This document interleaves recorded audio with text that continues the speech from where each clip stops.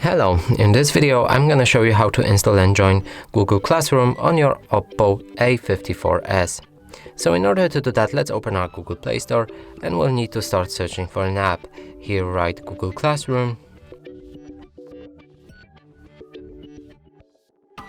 and hit the search button. Select this app and press install.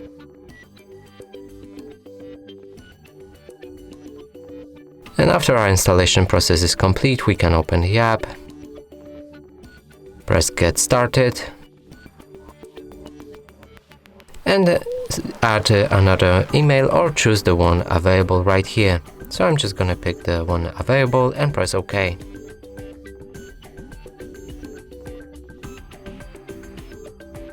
From here, in order to join the class, press the plus button and then join class.